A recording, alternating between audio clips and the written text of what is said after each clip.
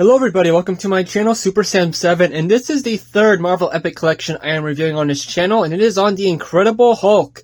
It is Epic Collection Volume 5, titled Who Will Judge the Hulk, collecting years of his appearances in 1971 and 1972. This costed $40, and it collects the Incredible Hulk issues 138 to 156 and Avengers issue 88. Now, the last two comic reviews I made were on the first two Incredible Hulk Omnis, and that one ended, Volume 2 ended on issue 134, and this starts at issue 138. So I did not read about 3 issues. I think issue 135, Hulk fights Kang the Conqueror or something, but anyway, and look at this back cover. Dr. Doom versus the Hulk. Okay, so we're gonna go through this, just like I always do. For some reason when I make these videos, they're always like 20 minutes, and when I review the Omnis, they're not as long. I don't know why, but anyway. So this is the cover of Incredible Hulk issue 139. As you can see, a whole bunch of villains that the Hulk has fought here. Except only 2 are really Hulk villains, like Abomination and Glob are Hulk villains. Absorbing Man is a Thor villain. Rhino and Sandman are Spider-Man villains, and Mandarin is Iron Man's greatest enemy. Oh, look at that, he has the... You see his rings, I never noticed that before. Oh, I should also show you the side. Here you go. So let's open up to page 1. Tells you what it collects. The other Epic Collection, I think there's over 400 now in the real world, or in modern day. What comics there are, what the title is, and just what page they are on. This is one of the shorter Epic Collections, though, I would say. Yes, this is one now. Okay, so when I was a kid, already we start off this on a story of my past. There's this trade paperback called Saga of the Sandman, and I read it a lot because of the movie Spider-Man 3. And this was an issue, and this was the issue that was in there, Incredible Hulk 138, Sandman versus the Hulk. And this is a really good story, even now rereading it.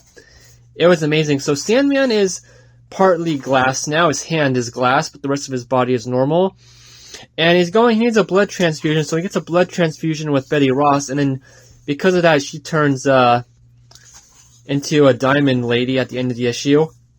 But yeah, Hulk eventually defeats Sandman by they fall in water. And I like how the color of Sandman is different when he falls in water. That's actually a pretty smart change. And whisks him away in an underwater tornado, so to speak. And then this one is what the cover was. Here's issue 139. But this is all an illusion from the leader, but I guess it's a nice touch to look back and see all of the enemies Hulk has fought. Like, I think the first one he fights is the space parasite. Oh no, the first one he fights is the Rhino. Then there's a space parasite.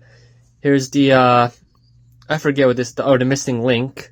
Submariner, Glob, Sandman again, Iron Man, the Nightcrawler. I think that's Mandarin, right? Yeah, I'm gonna say that's Mandarin. Okay, you get the point. Just a whole bunch of... Oh, there's Absorbing Man. Okay, Jim... Oh gosh, what's his name? The kid's name? Jim Ross or something? Is in here. Hulk eventually goes after the leader. Or the leader hallucinates the Hulk is after him because of a mess with his machine, and the machine breaks up. And then here's Avengers issue 88, where the Hulk goes into a different realm by this monster. It's really boring, but this is where he meets his love. Yes, the Hulk has a love interest, not Bruce Banner, but the Hulk called Jarella. I think she's kind of like a princess of this world. And the Hulk helps her against the evil takeover, but eventually he has to go back to normal size, and then he kind of forgets the world a little bit, but he still remembers Jarella. And the world is on Hulk is so small, but it's attached to Hulk's like pant leg or something. I don't think that ever matters though in the future. Yeah, this opens up really well, this collection. Boom, issue 141, Doc Samson origin story. He used to be a psychiatrist, and he takes some of the radiation from the Hulk and turns him back into Bruce Banner. And he gets that radiation put into him, and he becomes Doc Samson. Just like the story, the longer his hair is, the stronger he is. He also can go toe-to-toe with the Hulk. The only difference is that Hulk is around because when the gamma radiation was drained from the Hulk's body, the Hulk was calm, not angry. So Hulk defeats Doc Samson. But during the story, plot twist, Betty Ross is in love with Doc Samson, not Bruce Banner. He's just left alone.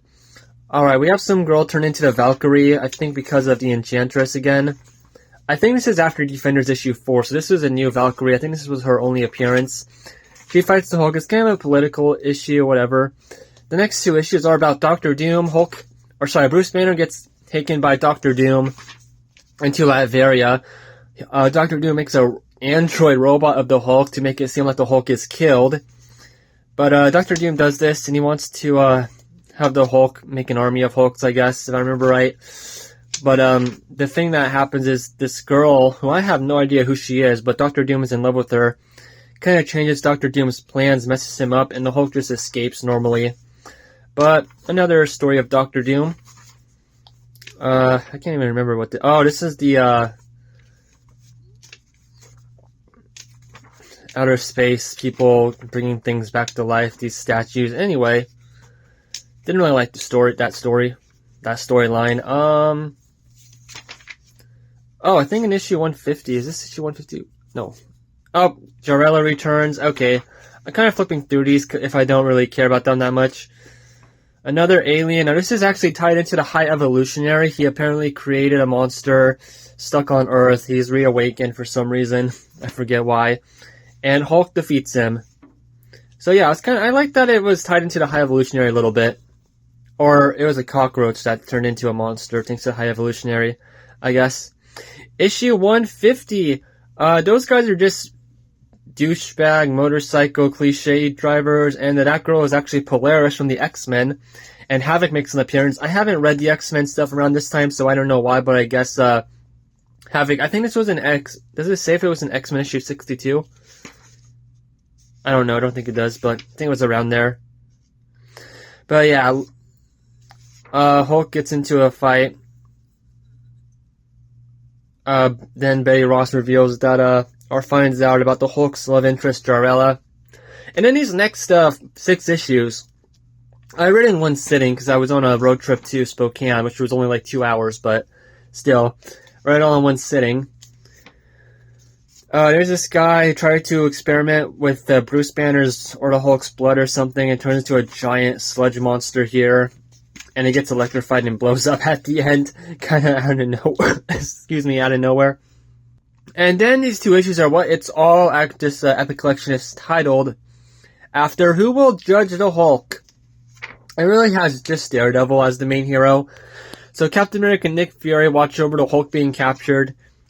He's turned back into Bruce Banner, and they're going to put him on trial for all the wreckage Hulk has done to see if Hulk should be executed or not. Daredevil is going to be his lawyer.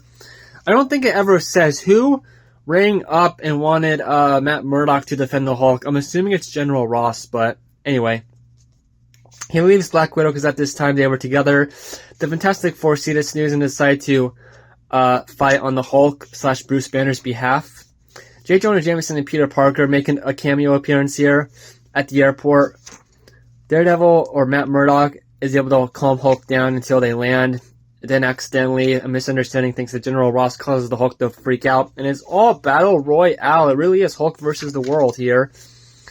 Fantastic Four, Daredevil gets in the costume and helps. Spider-Man gets in the costume for 2 panels. Yeah, Spider-Man is in this for only 2 panels, guys. But anyway, they fight the Hulk. He's able to knock the Hulk out. Mr. Fantastic carries a gun type thing. And then there's a whole argument about the Hulk. The Avengers show up for a cameo to defend the Hulk, but then Mr. Fantastic does something awesome where he tries to turn him back into Bruce Banner, but he gives the Hulk more energy, so he breaks out. And it's kind of revealed that Mr. Fantastic broke the Hulk out, but he made it seem like an accident, so they're okay with it.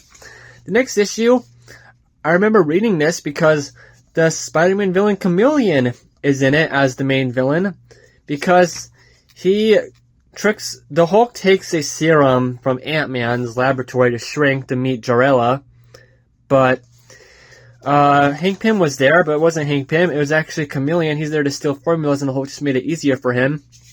Ant-Man deduces Hulk has gone mini-size and decides to follow him and help out. Chameleon grabs the Hulk and takes him to Hydra, because he's working for Hydra now.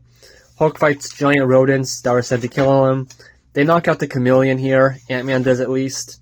Okay, this is actually 155. Hulk goes to a different realm where, like, actually, this is another interesting one, because I knew about this character a long time ago, but I never knew specifically. I guess this was his first appearance. His name was the Shaper, but I think his full name turns into the Shaper of Worlds. But he has no thoughts of his own, so he makes reality out of people's thoughts. Oh yeah, and the scientist who got this whole, like, World War II, but Germany wins thing is one of Doctor Doom's henchmen from earlier. Or I guess he was. Anyway.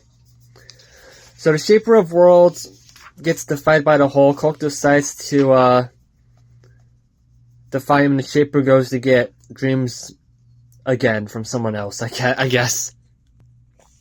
In issue 156, to end off this epic collection, Hulk goes back to Jarella's world and meets her, and they fight some monsters. It's not really entertaining. Hulk fights a version of himself who's smart, but anyway. Then he leaves. Sad, I guess. Okay, you get it. And then they show us what Hulk Annuals 3 and 4 are, but we don't get them here because they're just reprints, kind of like Amazing Spider-Man Annual 6 through 8. Trapped by the Leader. This collects, or it says Incredible Hulk Annual 3 was a reprint of Tales to Astonish 70 to 74, and Hulk Annual 4 was reprinting Tales to Astonish 75 to 77 and Not Brand Ek issue 5, I think, or 3. Anyway, they just somehow have original black and white sketches here. It's not that interesting. Oh, what is this? I don't think I've ever read this.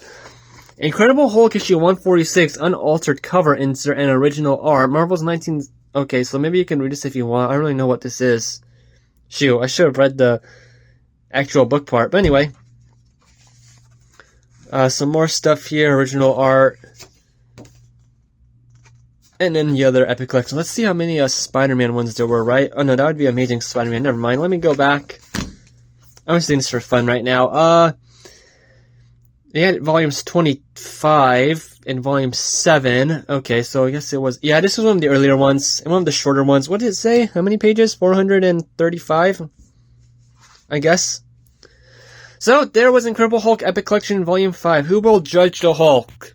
I really liked most of these issues, and I was very happy to stumble upon some, I guess, important stuff in the Marvel Universe, like Hulk fighting Doctor Doom, the Shaper of Worlds' first appearance, Hulk on Trial. I finally read that story. This awesome cover, but it kind of disappointed. It was just an illusion.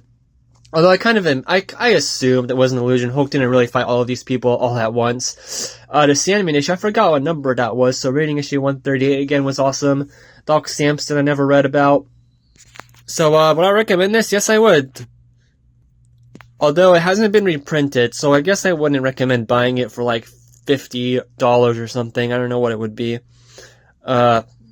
An old version. Also, yeah, I got this, when I ordered this, I ordered it from the Target website, or app, I mean, and it's really didn't come in the best condition for brand new. I mean, it's always been a little like that. It wasn't me who caused the cover not to be able to stick down. But anyway, with all that said, thank you for watching. I hope you enjoy it and have a great day.